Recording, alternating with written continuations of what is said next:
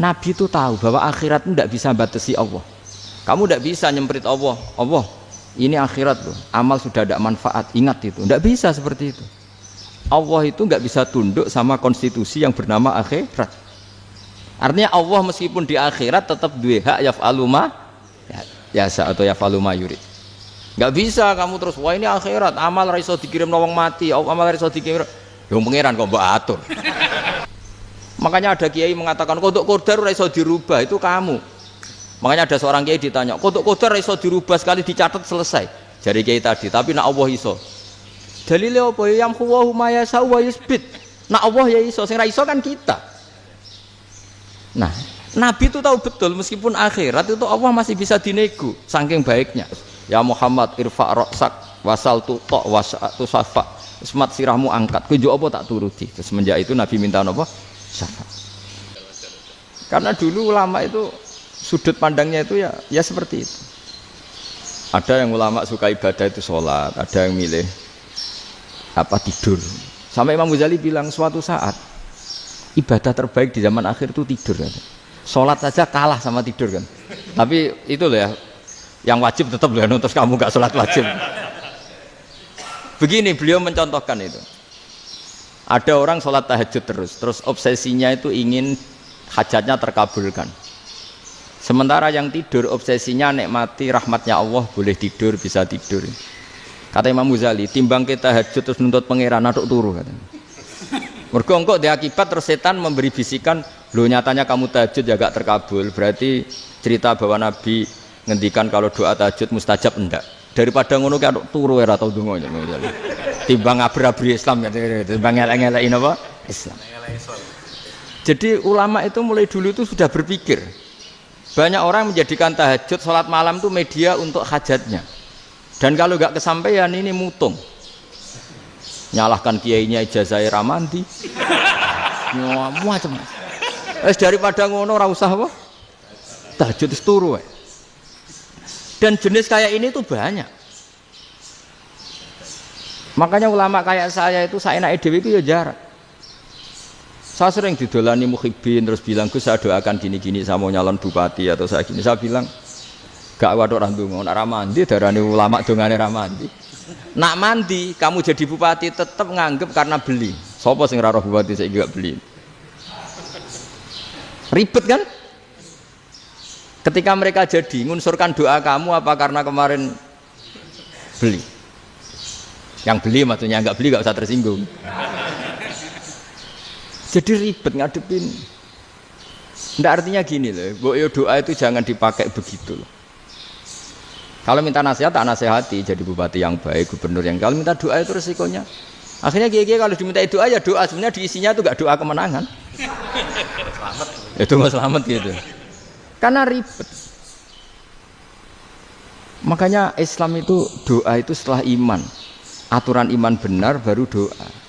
Aturan iman benar termasuk Allah itu yaf'alu ma yasha, boleh melakukan yang dikehendaki. Allah enggak boleh terdikte oleh doa kita, enggak boleh. Ya saya ulang lagi ya, mazhab Hasan Asyadzili ini khas kita. Jadi la ilaha illallah itu didahulukan sebelum istighfar. Tapi kebalikannya mazhab Imam Sanusi itu dibalik. La ilaha illallah itu kalimat yang sakral.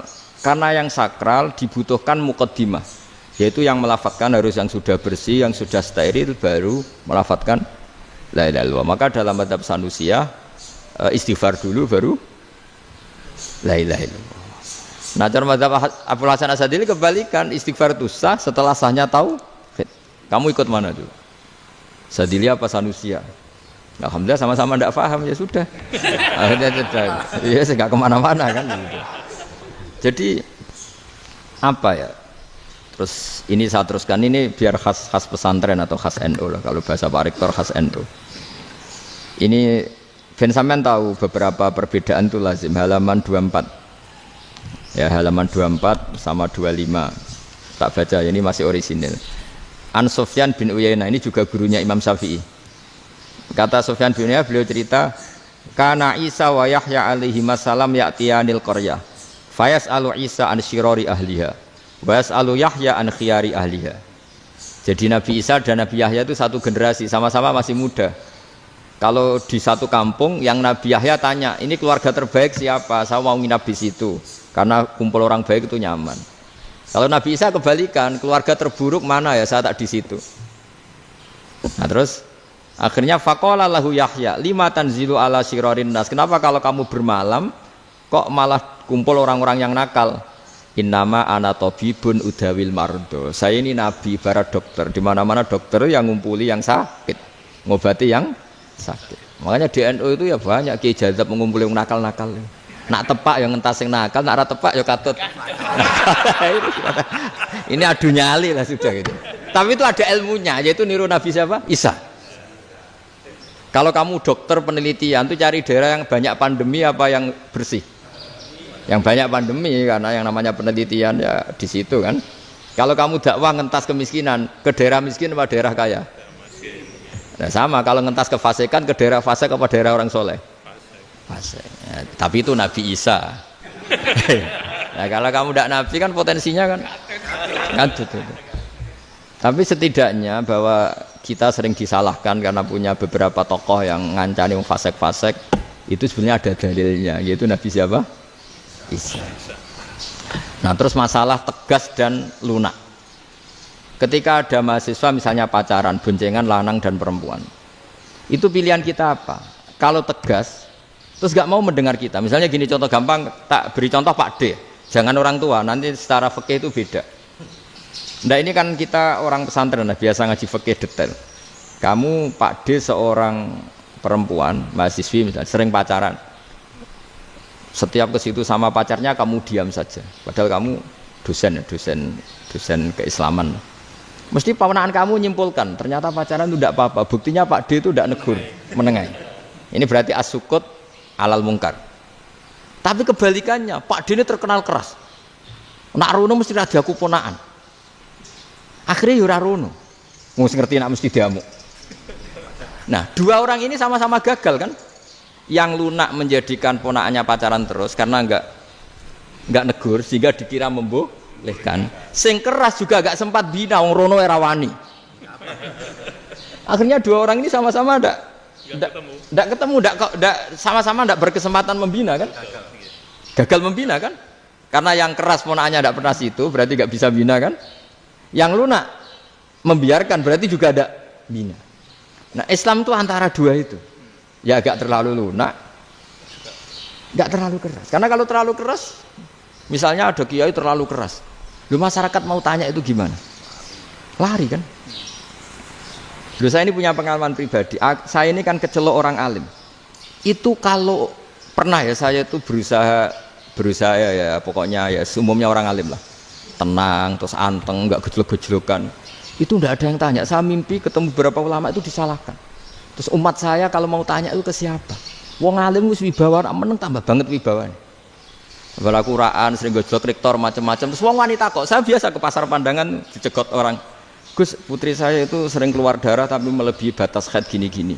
Kalau badhe sowan jenengan, gak usah sowan ning kene mbek ngadeg-ngadegan. Terus tanya, yang haid berapa hari, Gus?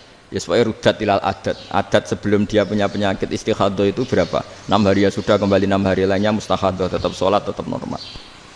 Tapi kalau saya wibawa, moro pasar go tasbih duwilu.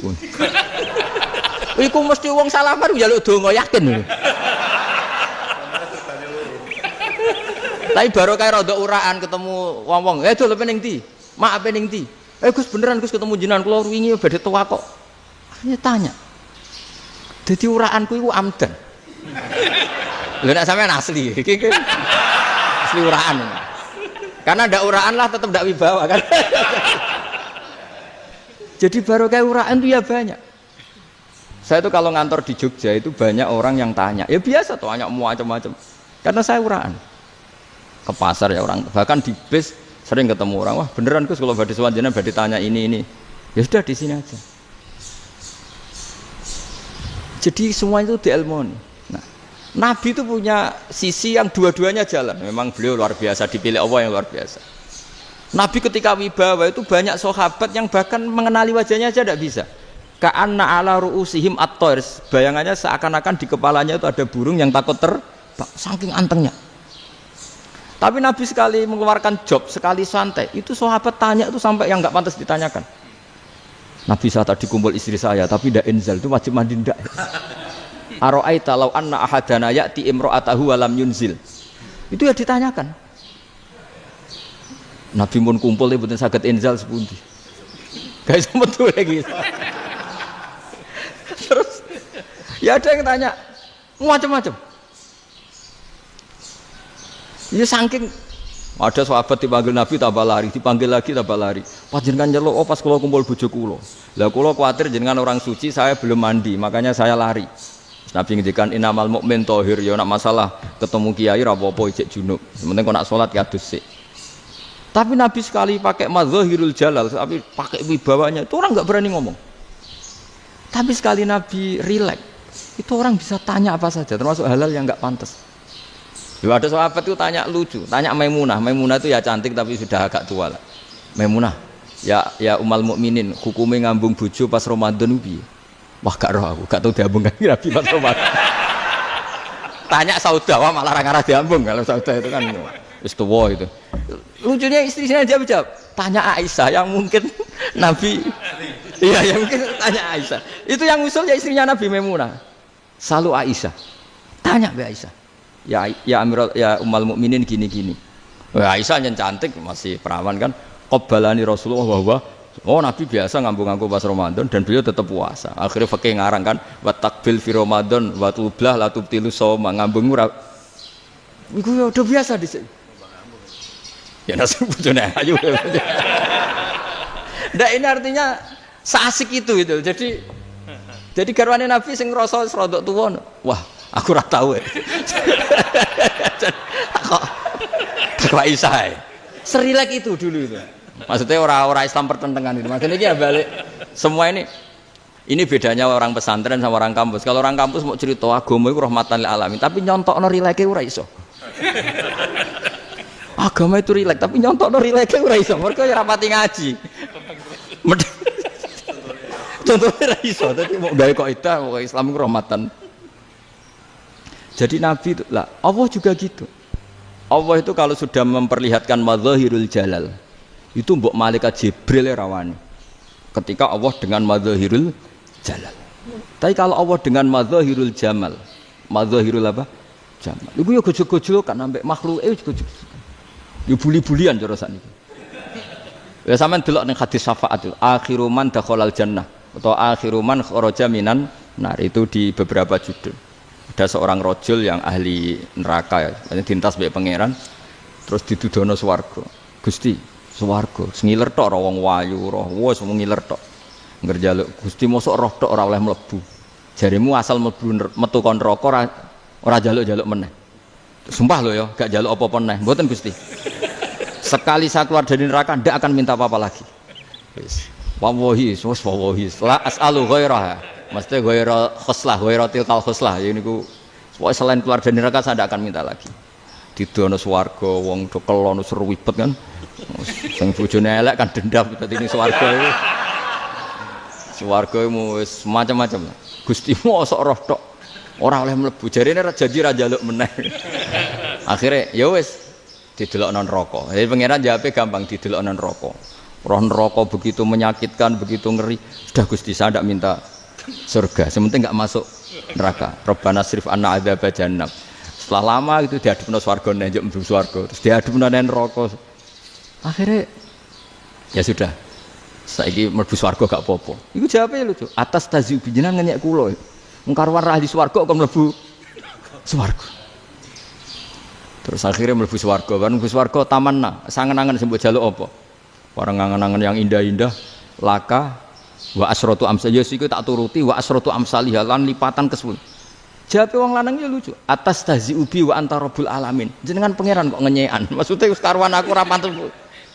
Terus jare pangeran, la astaziubika walakinni alama asya'u qadir. Aku gak ngenyek kowe, pancen aku pangeran. Nuruti kowe iku iso. Jadi Allah sendiri ketika dengan madzahirul jamal itu malaikat ya ono sing wani bantah. Masyhur itu kan malaikat sing bantah pangeran atas alufia mayufsidu fiha wa yasfikut. Karena Allah dengan madzahirul jamal. Sing paling masyhur Nabi Musa. Nabi Musa itu ketika Nabi Mi'raj. Nabi Mi'raj itu beliau kira-kira di langit keempat lah yang masyhur atau kelima. Ngelangkai. Nabi Musa menangis, ya Robbi ini apa-apaan? Orang sing ja'a ba'di kemudian melangkai makom saya ini apa-apaan? Maksudnya Nabi Muhammad kan apapun hebatnya kan junior. Kok melangkai makom saya ini apa-apaan? Enggak fair.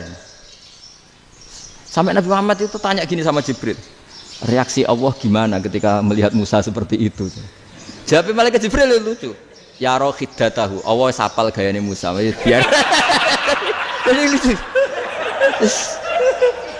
Ya dibiarin aja sama Allah. Tapi wong jenenge Nabi Musa itu kekasihnya Allah. Tetap berkah bagi kita. Betul. Ketika setelah Mi'raj diwajibkan sholat 50. Gentena Nabi Musa kelihatan nabinya. Sebenarnya Nabi Musa itu sebetulnya loh, enggak menguntungkan kita sebetulnya. Tapi yang menguntungkan. Sebenarnya enggak niat menguntungkan kita, tapi menguntungkan. Nabi Ibrahim kan di langit ke-6, keren. Konti jong ketemu Allah ngeten-ngeten kan sholat 50. Karena Nabi Ibrahim terkenal Nabi baik enggak bantah. Bareng Nabi Musa. Kenapa diceluk pangeran?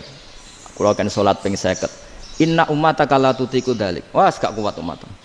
Serai-rai gak umatmu ora ngarah kuat 50 rokaat.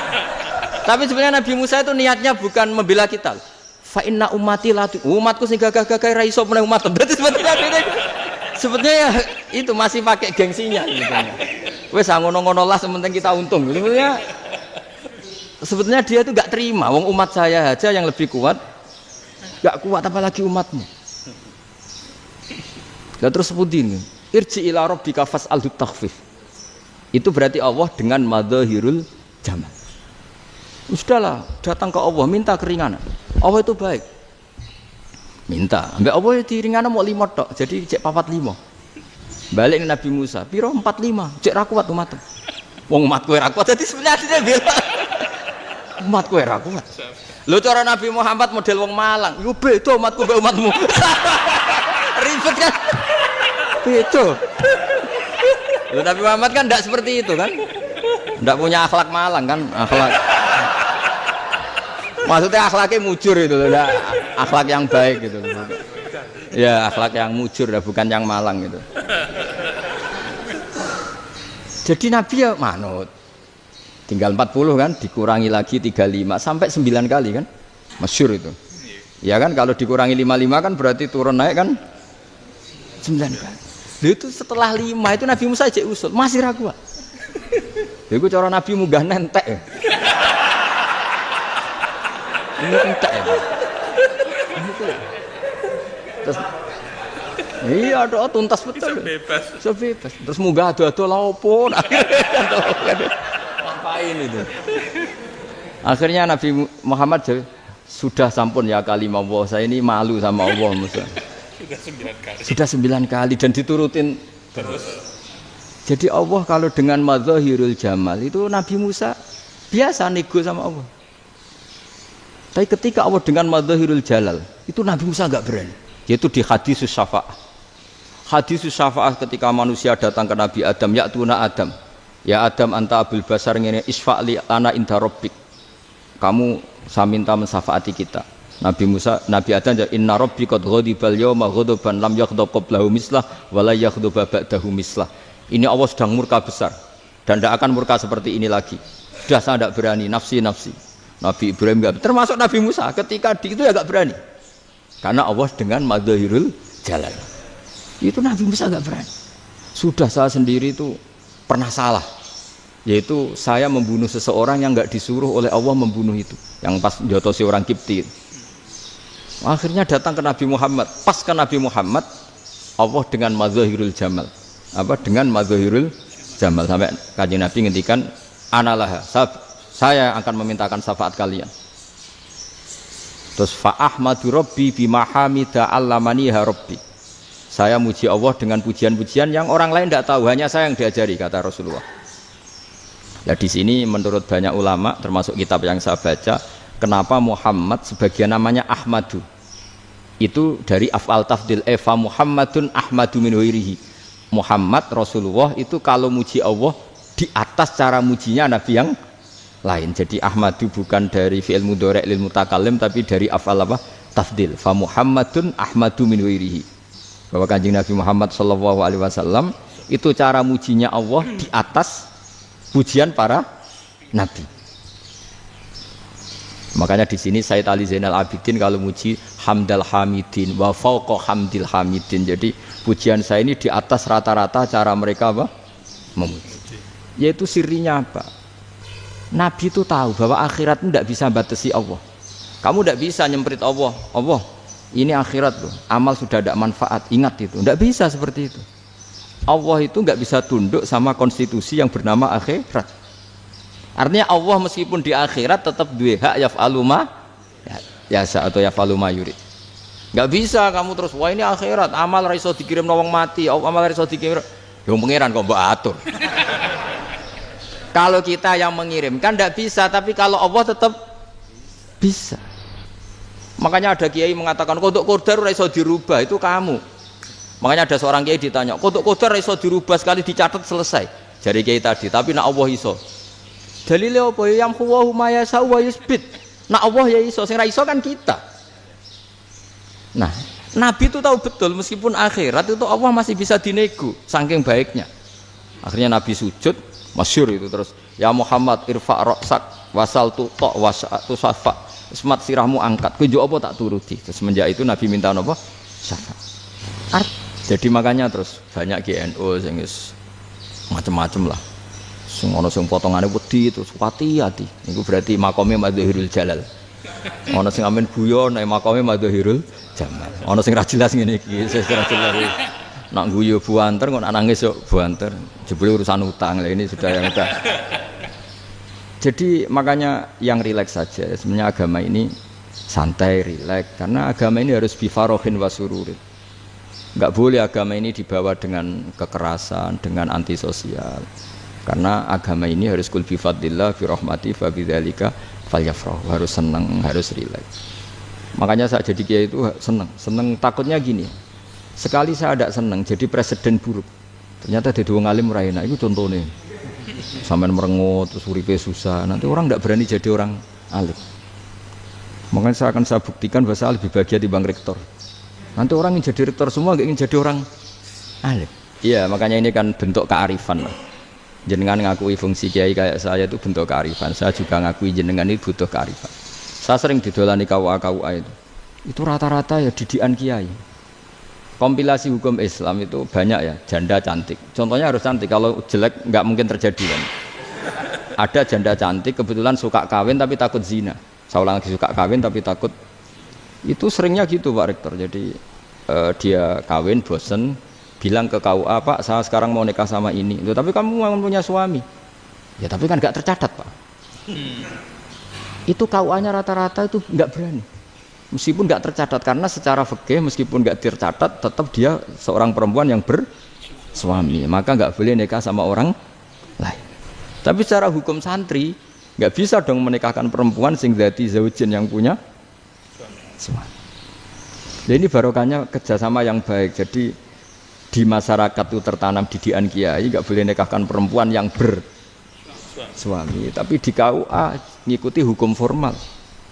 Dan di Indonesia itu KUA itu rata-rata konsultasinya ya sama kiai, sehingga ya nggak berani akhirnya meskipun aku wedi mlebu rokok mbak gak iso. Dan itu banyak. Seorang lagi ya, makanya ini kan pesantren itu nggak boleh mati. Orang kiai-kiai kayak saya nggak jelas-jelas itu harus lebih jelas lagi. Karena ini yang on time, yang online, yang siapa saja bisa tanya. Saya itu SMS saya itu nggak punya HP WA. HP jadul itu SMS-nya tiap hari tak berapa, orang yang tanya dari Kalimantan, dari Aceh. Gus di kampung saya ada masjid 2 itu yang Samana, ada yang dari orang perkotaan, Gus di perumahan baru ada masjid, yang Jumatan baru orang 12, sah enggak? Ya langsung saya jawab, sah. Dalilnya ini. Ya sudah, nah, tapi kata Imam Syafi'i gini harus orang 40, itu madzhab Syafi'i, dalam madzhab yang lain gini-gini. Itu kalau tanya rektor itu kan ribet. Masuk ajudan dulu, asisten dulu, panjang.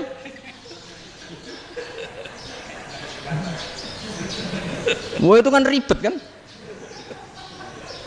Manggil dosen dekan VAI dipanggil, dekan VAI nggak mau langsung jawab, cari dosen yang nekuni itu. Usul fikih, saya nekuni itu baru seminar, nunggu dulu mbak ini orangnya baru. Panjang kan. Bisa tutup Islam kalau kesuwen.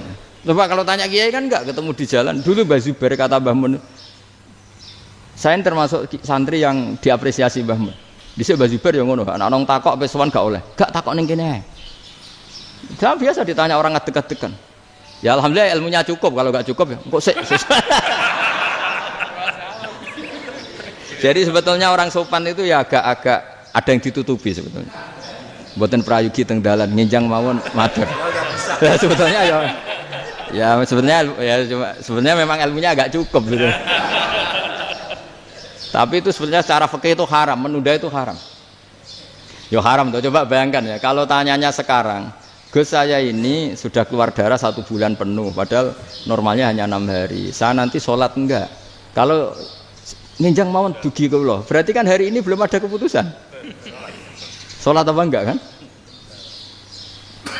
Tapi karena modus tadi, boten prayogi nggih ngendikan ngoten teng dalan nginjang tengen kula.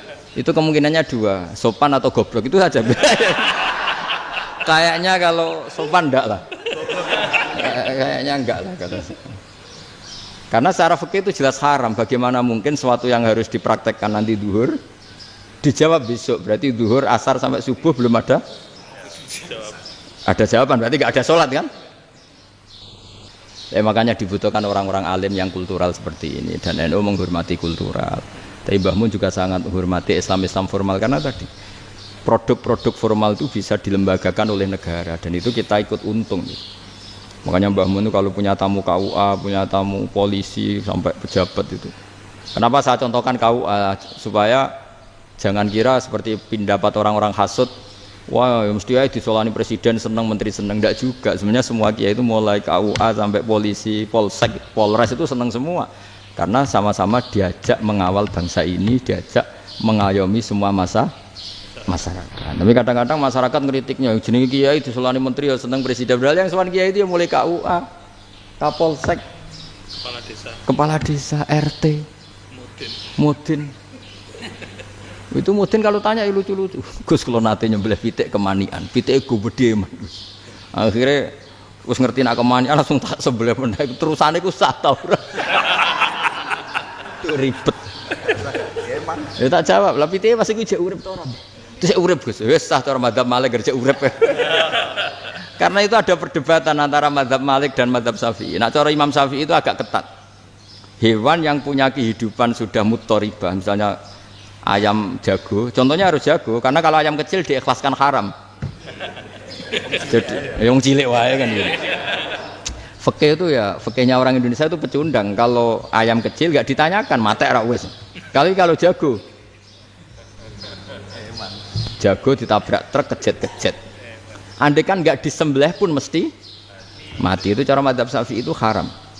Karena penyembelihan ini tidak menjadi penyebab kematian, tapi memang karena kecelakaan tadi. Tapi cara mazhab Imam Malik enggak. Andai kan enggak disembelih, matinya kan 2 menit lagi atau 1 menit lagi. Andai kan enggak disembelih, berarti mati sekarang itu bawaan peso apa bawaan kecelakaan? Ya sudah halal gitu caranya.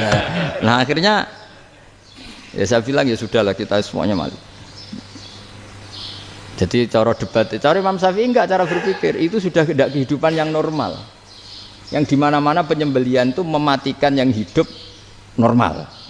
Jadi agak ketat. Sehingga dalam contoh kemanian, kalau dalam bahasa Jawa nyembelih agak sempurna terus pesonya jatuh atau apa itu, kalau pakai mazhab Syafi'i agak kesulitan.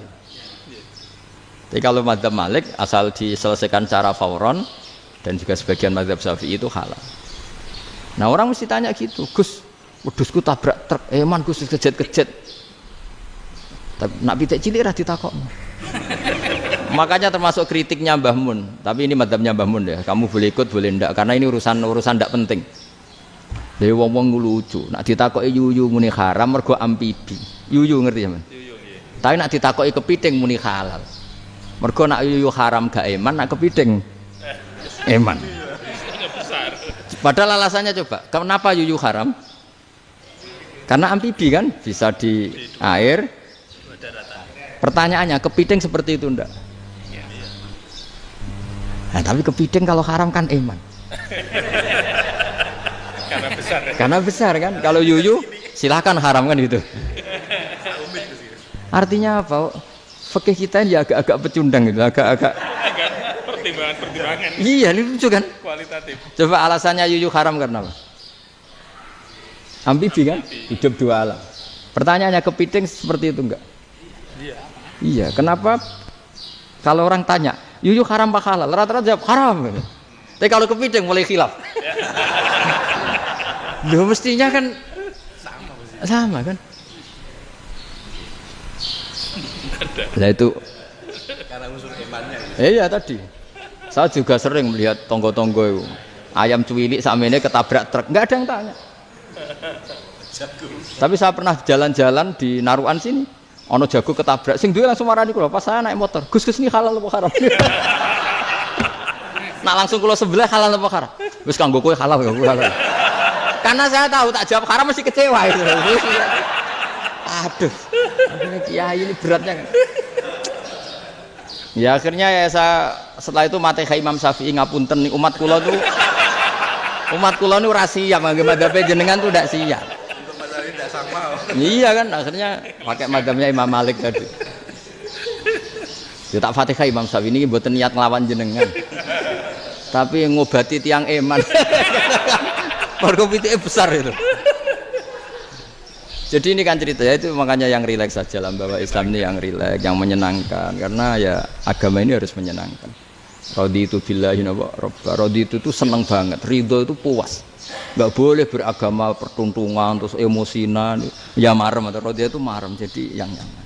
Ya saya kira demikian. Assalamualaikum warahmatullahi wabarakatuh.